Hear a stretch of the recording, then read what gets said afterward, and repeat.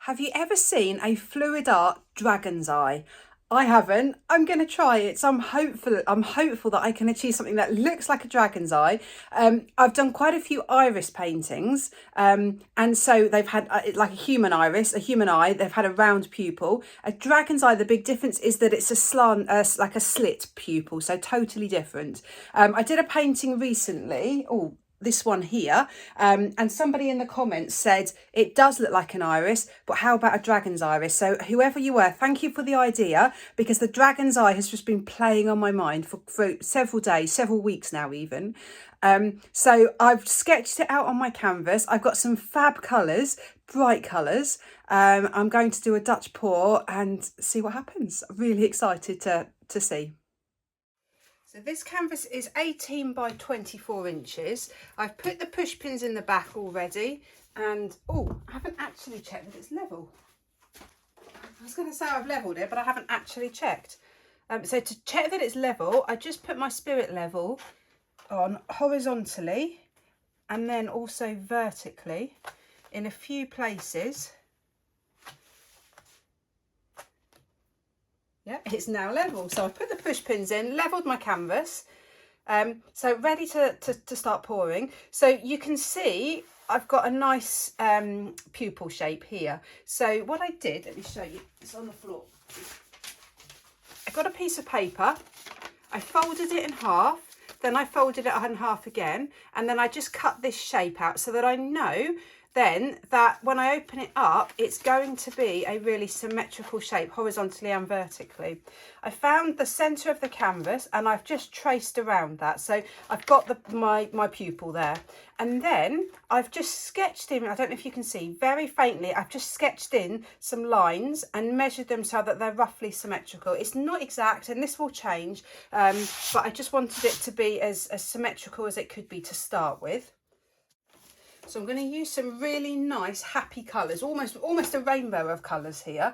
I've got purples, pink, yellow, green, turquoise and blue. And I'm going to have them in that order. So I want purple in the centre. So I'm going to drizzle my purple on here and then build the colours up going outwards. So this section here is going to be purple. So all my paints are mixed to my Dutch pour consistency. So I'm just going to drizzle some paint on where I want the purple to be.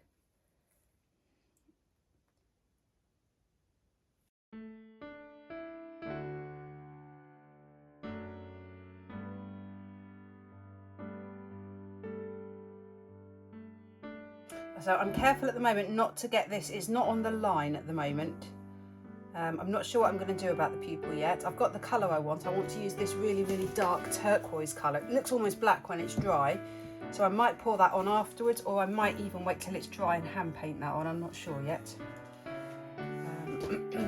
Right, now what should we do next? Let's just have another little line of purple around the edge.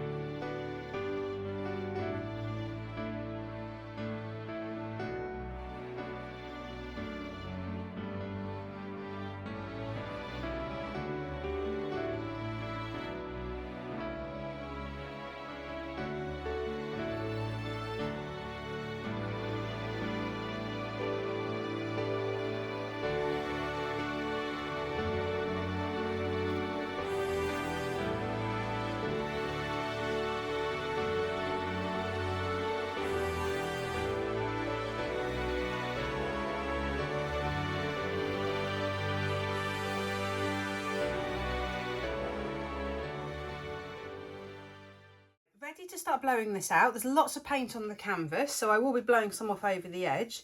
Now, one big difference with this Dutch pour is I'm not going to use my hairdryer, because if I do that, I get big jets and big waves. Instead, I'm going to use my breath to blow it, because that way you get lots of little tiny choppy movements, and I just think it looks really pretty.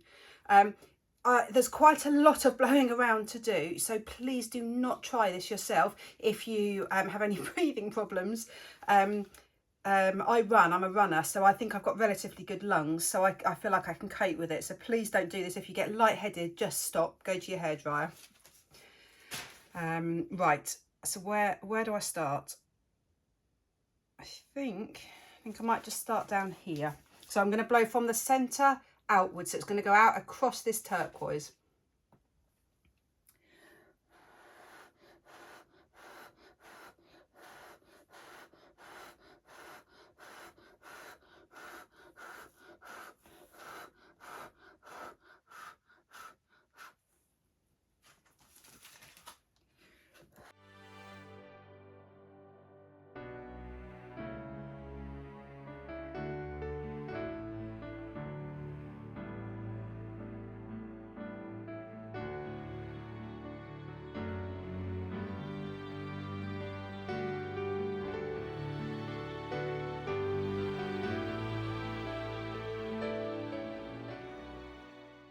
Right, I've decided I am going to put the pupil in now, simply because otherwise I'm going to have this ridge of paint where it's holding itself nicely, this ridge, but it's not going to be smooth when it's dry. Also, I've changed my mind about the colour of the pupil. I am going to go for black, just for the contrast, to give the highest contrast. So I'm just going to pour some in, and then I'm going to push it around, I think, with my fingers, or actually I'll probably blow on it to get it to meet. And then I expect I will, when it's dry, paint it just to sharpen up the edges.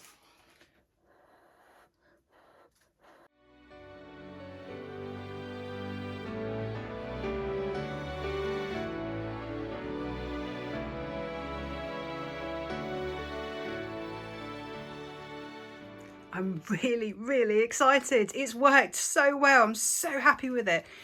The best thing, and this was an afterthought, the best thing I added was that silver around the edge, because it's just broken the two dark colours. And look at the cells. I said earlier, I think silver just makes the most amazing cells. Just so pretty. And then you've just got a few odd silver cells sort of lurking actually within the painting as well. The colours it's just worked brilliantly. Love the variation of the purple that goes into the pink. The yellow and the green have blended there, and then the iridescent green, the blues. What a bright, exciting colour scheme. It looks quite fiery, and I guess that was my intention, that it would look really kind of choppy, yeah, and fire-like. I guess that's maybe why often the eyes are red, because they look like fire. Maybe I will try a red one. Really happy with the black pupil. I will definitely be sharpening that up. I've still got my template over there, so I would definitely be sharpening that up afterwards. I'm just so happy. It's the colours. They're absolutely electric.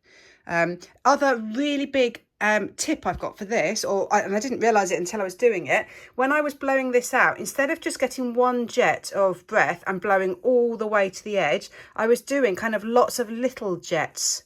So that, I think, helps the colours to stay in their rings a lot better, so that they don't go all the way. So lots of little breaths instead of one long breath to blow this out. Oh, so excited. So I'll be back when it's dry. So I'm back. It's not quite finished. It dried absolutely beautifully. I'll include a photograph in here of the dried result. But to me, it just didn't, the shape of it just wasn't finished. So I've and I've agonised about whether to continue working on this. And as I probably expected would happen, if I'm agonising over it, I'm going to do something else to change it or to try and add to it. And if I mess it up, I can always try and repeat it. So let me explain. I've drawn on the shape of a dragon's eye. So these, if you imagine now, this is going to be the eyelids around the top and the bottom. So I've googled it and I've looked at the shape of it. So I've drawn it on.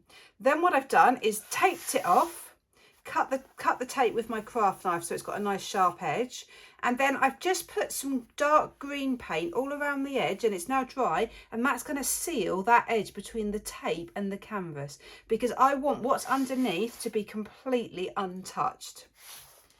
The other thing I want to do is actually create like a little barrier all the way along, an upright barrier, because my plan now is to do some flip cups with quite fluid paint, and then I want the effect of some scales. So what I've decided to do is use my silicone to dip in afterwards to create cells. Now the paints are quite thin, so normally what happens if you put silicone in quite thin paint, the cells expand really rapidly, and if you put the dots of silicone quite close together, they will expand, but then they'll start pushing against each other and they'll start becoming like rectangles instead of round. And I think that would look pretty good for scales. So that's my plan. So it's some flip cups, I'll do a few of them, with quite thin paints without silicone, and then I'm going to dot the silicone on afterwards. This is quite complicated. When I dot the silicone on, I want to be able to do it in rows. So I want to be able to see exactly where the edge of the eye is. So if I just put the paint all over, I'm not going to be able to see that ridge. So that's why I'm going to create a little barrier. So I spent a bit of time working out what colour I would like my dragon. And I think a dragon can be basically any colour. Correct me if I'm wrong. But if you look online, most dragons seem to be either green or red, maybe some purple. So I'm going to go for the traditional green, and I quite like that idea because the green, one of these greens I've got actually in the eye, so I think it will I think that will work quite nicely. So my paints, these are different mixture now, so I've mixed these with PVA glue and water pouring medium, and they've mixed 3 to 2, so 3 parts pouring medium to 2 parts paint. I have thinned them very slightly. I want them to be runny, I want them to be fluid, because I want the cells to really expand.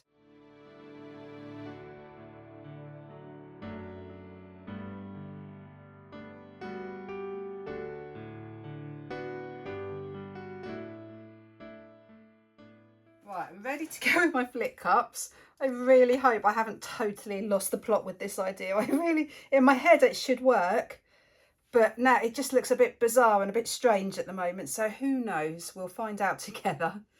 I think I'm just literally going to flip them over. Oh, and spill it.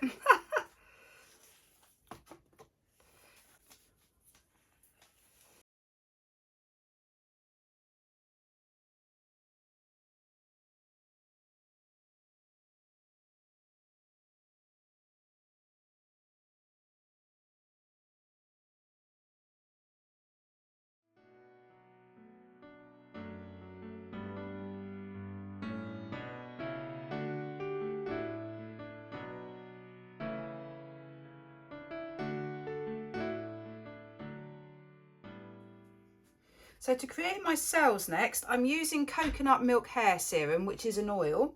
And I'm going to use, put some in a little cup. I've got a big push pin. I'm just going to dip that in and then start dotting the oil onto the canvas. As I said, I want to go in the line of the eye. Right. Where shall I start?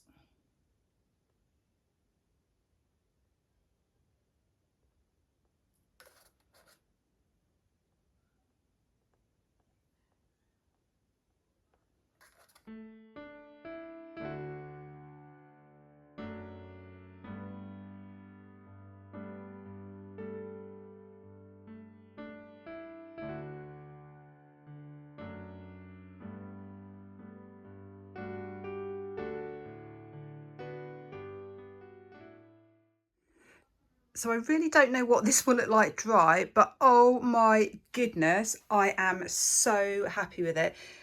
To me, I think it really looks like some scales. It could be a crocodile, it could be a turtle. It definitely looks like animal scales. Just look at the flow of the colours. So can you see there's the lines of colours? So where I tilted it, the paint stretched. So I've got the lines of the design underneath and then the lines of the cells. And every single cell is totally different. Really happy with the balance of colours because it's pretty dark. and that's what I was really wanting. So these cells here around, that's just because they were the last ones I've done, so that will change as they will continue to expand. I'm really, really happy with this. Definitely have ideas already of other things. I'm definitely thinking turtle.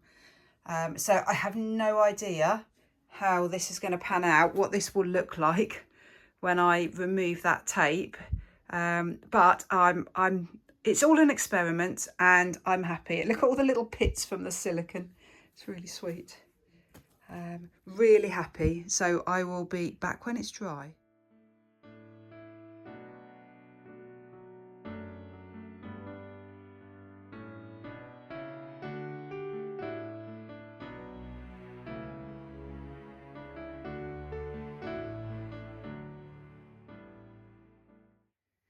Right, this piece is finally done, finished, no more, not adding to it, it's completely done. What a journey I've been on with this painting, and I've actually got quite mixed feelings about it. There's lots of it I love and I'm absolutely so happy with. I don't know quite how I feel about the full end result. I've agonised over this pupil reflex. I've drawn some pupil reflex, some light reflexes on. I've got rid of them. I've added more. My children don't like the light reflex. They don't think it looks right. But I think if you look at it, it doesn't look right. But if you look at the eye as a whole, maybe it does. So I'd love to know what other people think of that, or whether I should add anything over here to try and make it look realistic. I've just agonised over it. Right, let me take you in for a close-up because I cannot wait to show you these scales. So I deliberately dried this quickly, and to dry it quickly I put some heat mats underneath, so it literally dried overnight. And can you see what's happened? Deliberately I've got a really bumpy surface. So here it's dried. So when something dries too quickly, it often cracks. And it hasn't actually cracked, but can you see, look there? Well, it has actually, it's split there. So I love this effect because I think it looks so reptile-like. I just think it adds to the scales, the effect of the scales. So yeah, by drying it quickly, you're going to get a much less smooth surface. So I would never normally go for that. But on this piece, and you can see it there, it's all bumpy, I just think it works amazingly. So I then used a relief pen.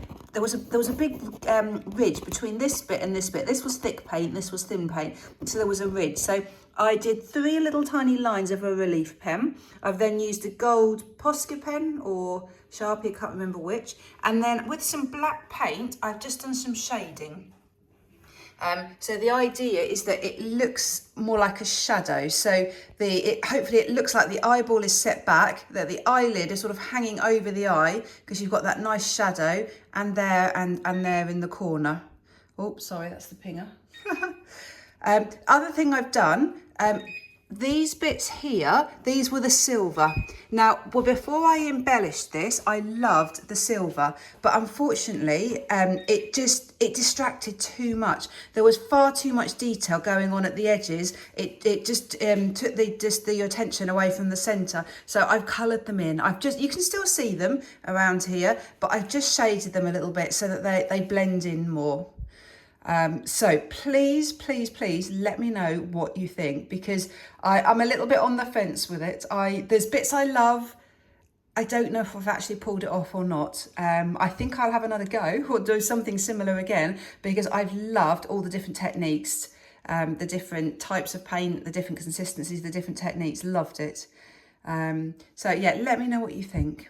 If you like it, please hit the thumbs up button. If you've enjoyed the video, please hit the thumbs up button. Please subscribe to my channel. Great, take care everyone. Bye.